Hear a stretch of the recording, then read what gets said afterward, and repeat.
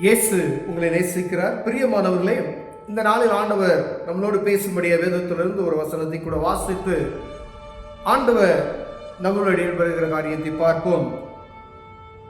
இந்த 7 சபைகளுக்கு ஆண்டவர் ஒவ்வொரு குறைகளையும் சுட்டி காண்பித்து இதை நீ சீர்படுத்திக் கொள் என்று ஆண்டவர் சொல்கிறார். உலகளாவிய இருக்கிற எல்லா திருச்சபைகளுக்குள்ள இருக்கக்கூடிய ஆண்டவருக்கு விருப்பமில்லாத இந்த காரியங்களை இந்த 7 திருச்சபைகளுக்குள்ள இருக்கிறதாக ஆண்டவர் முன்னாடியே சொல்லிவிட்டார்.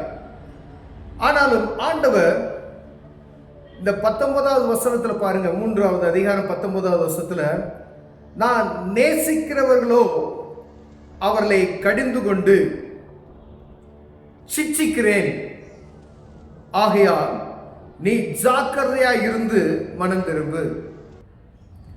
ஆண்டவர் நேசிக்கிறவர் எவர்களோ அவர்களை என்ன செய்யறாராம்?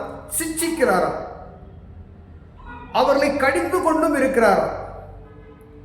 ஆகையால் நீ ஜாக்கிரதையா இருந்து மனம் திரும்பு என்று சொல்லுகிறார். பிரியமானவர்களே, ஒவ்வொரு விதமான காரியம் ஒவ்வொரு சபைகளுக்கும் காணப்பட்டது. கடைசி சபையில் சொல்லப்பட்ட காரியங்கள் அது முற்றிலும் மாறுபாடான உள்ளது. அது ஆண்டவருக்குள் இருப்பது போல வேஷம், ஆனால் முற்றிலும் அது மாறுபாட்டான ஒரு சூழ்நிலை. அது ரொம்ப டேஞ்சரான ஒரு நிலைமையில இருக்கிறது என்று சொல்லப்படுகிறது. ஆனால் ஆண்டவர் சொல்லுகிறார், நான் யாரெல்லாம் நேசிக்கிறேனோ அவர்களை தான் இதில் முன்குறிக்கப்பட்டு இருக்கிறேன். அவர்களுக்காகவே இந்த சபையில் 7 சபைகளுக்குள்ள காணப்படுகிற காரியத்தை தெளிவாக எழுதி வைத்திருக்கிறேன். அப்படிப்பட்டவர்களை நான் நேசிக்கிறபடினாலே இந்த காரியத்தை நான் என்ன சொல்றேன்? கடினமான வார்த்தைகளாக இருந்தாலும் நீ ஏற்றுக்கொள்ளும்படியா இது சொல்லுகிறேன் என்று சொல்லி, ஒருவேளை அதை நம்ம ஏற்றுக்கொள்ளாத பட்சத்துல தான் ஆண்டவர் சொல்லுகிற தண்டனைகள், ஆண்டவர் சொல்லுகிற கூடிய அந்த வருத்தங்கள் நமக்கு வந்து நேரிடும். பிரியமானவர்கள், ஆனா சத்தத்துக்கு செவி கொடுத்து ஆண்டவர் வார்த்தைக்கு கீழ்ப்படிந்து அவருடைய சத்தத்துக்கு செவி கொடுத்து நடப்போமேயானால் ஆண்டவர் என்ன செய்யறாராம்? நம்மளை பாதுகாக்க வல்லமையில மனம் திரும்பு, அவ்வளவுதான், முடிச்சிட்டார். இதோ நான் வாசற்படியிலே வந்து நின்று தட்டுகிறேன். ஒருவன் என் சத்தத்தை கேட்டு கதவை திறந்தால் அவனிடத்தில் நான் பிரவேசித்து அவனோட போஜனம் பண்ணுவேன், அவனும் என்னோட போஜனம் பண்ணுவான். அவருடைய பந்தியில சேர்ப்பதற்கு ஆண்டவர் பிரியமாய் இருக்கிறபடியினாலே ஆண்டவர் வாசற்படியில வந்து கடைசி காலங்களா இருக்கிறபடினாலே இந்த வார்த்தைகளை மீண்டும் மீண்டுமாய் எங்கும் பிரசங்கிக்கப்படுகிறதை நாம் அறிந்திருக்கிறோம். கடினமான வார்த்தைகளை கேட்டா நமக்கு கஷ்டம்தான். ஆலயத்தில் கடினமான வார்த்தைகளை பிரசங்கித்தா நம்மளை தான் குத்தி பேசுறாங்களோ அப்படின்னு சொல்லுவாங்க. ஆனா ஆண்டவர் ஒரு குறிப்பிட்ட மனிதனுக்காக மாத்திரம் பேசுவது கிடையாது.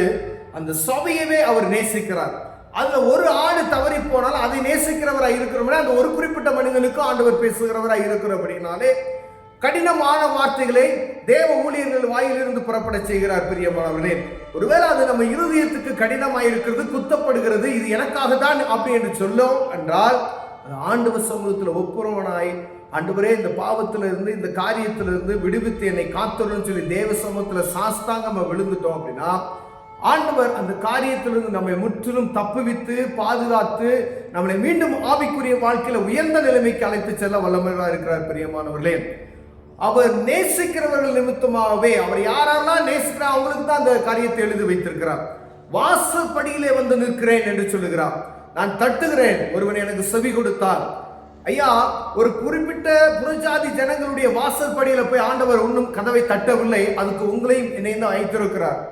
ஆனால் இங்கு எழுதப்பட்டு இருக்கிற வசனம் ஒவ்வொரு சபையினுடைய இந்த 7 சபையில் இருக்கக்கூடிய காரியங்களுக்கு வாசல் படியில கதவை தட்டுகிறேன், ஒருவன் என் சத்தத்துக்கு செவி கொடுத்து அவன் திறந்தானோடு நான் போஜனம் பண்ணுவேன் என்று சொன்னால் அவனும் என்னோட கூட போஜனம் பண்ணுவான் என்று சொல்லுகிறார். பிரியமான, ஒருவேளை இந்த வார்த்தைகளை கேட்டு அதன்படி நாம் நடப்போமையினால் ஆண்டவருடைய ராஜ்யத்துக்குள் சேர்வதற்கு நமக்கு கிருபை ஆண்டவர் தருவார். எவ்வளவு நம்ம வேலை எல்லா காரியத்தையும் செய்து ஏதோ ஒரு காரியம் ஆண்டவர் ஒரு சின்ன காரியத்தை சொல்லியிருப்பார், அதை செய்யாம விட்டுட்டோம் அப்படின்னு சொன்னா ஒரு பெரிய ஒரு ஆசீர்வாதத்தை நம்ம இழந்து போகக்கூடிய ஒரு சூழ்நிலைக்கு நேராக தள்ளப்படுவோம். பிரியமானவர்களே, ஒருவேளை இந்த வார்த்தைகள் நம்ம இந்த 7 சபைகளுக்கும் ஒவ்வொரு காரியத்தையும் நம்ம கேட்டிருக்கோம். ஆனா ஆண்டவர் சொல்றார், யாரை நான் நேசிக்கிறேனோ அவனை தான் நான் சிச்சை செய்வேன். நீ ஒருவேளை கர்த்தருடைய பிள்ளைகள் உங்களுக்கு ஒரு நெருக்கமான ஒரு சூழ்நிலைகள் வரலாம், ஒரு வேதனைகள் வரலாம், ஒரு பாடுகள் வரலாம்.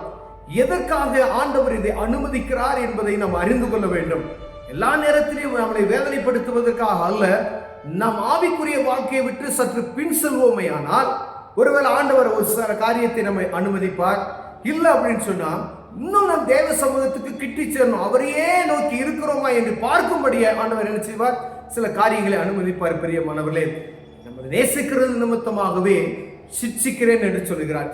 அதுக்கு சிட்சிக்கிறது மாத்திரமல்ல, அதுக்கான தப்பு வைக்கிறதுக்கான வாசலை நமக்கு திறந்து கொடுப்பார். பிரியமானவர்களே, நான் நேசிக்கிறவர்கள் அவர்களோ அவர்களை மாத்திரம் தான் நான் நினைச்சேன் கடிந்து கொண்டு சிட்சிக்கிறேன்.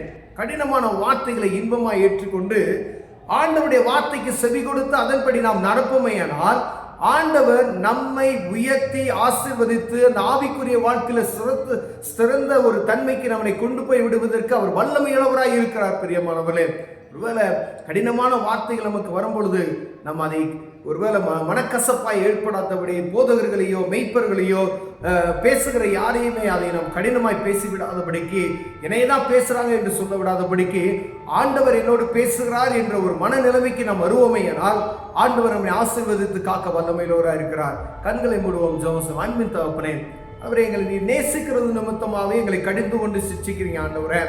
எங்க வாசல் படியில எங்களை கதவு தட்டுகிறீங்க, திறப்பதற்கு எங்க இருதயத்தை திறந்து கொடுக்க உதவி செய்யுங்க ஆண்டவரே. தொடர்ந்து கரத்தில் ஒப்புக் கொடுக்கிறோம். இயேசுவின் நாமத்தில் பிதாவே, ஆமென்.